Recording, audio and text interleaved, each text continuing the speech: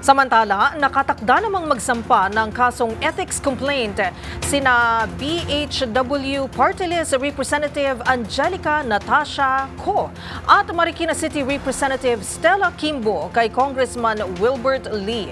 Ito ay matapos na manduro at manugod umano si Lee sa dalawang mambabata sa kalagitnaan ng deliberasyon ng panukalang budget ng Department of Health noong nakaraang linggo.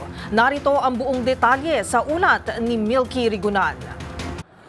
Pinagduduro umano ni Agri Party List Representative Wilbert Lee sina BHW Party List Representative Angelica Natasha Co at Marikina City Representative Stella Kimbo sa plenaryo noong September 25 sa deliberasyon ng panukalang budget ng Department of Health.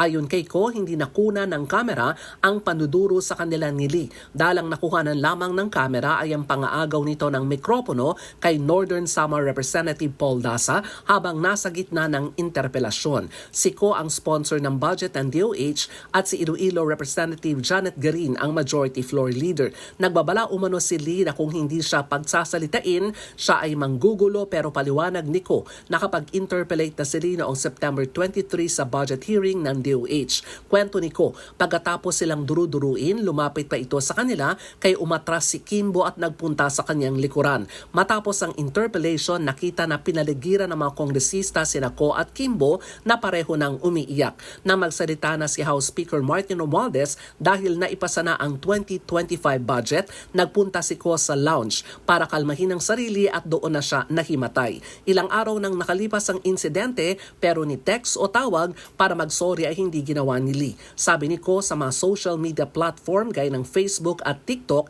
ginawa pa niya ni Lee na katatawanan ang nangyari at sila pang dalawa ni Kimbo ang pinalalabas na may kasalanan. Inihahanda rin Co ang pagsasampa ng ethics complaint laban kay Congressman Wilbert Lee. Para sa MBC TV Network News, ako si Milky Rigunan, una sa Pilipinas, una sa Pilipino.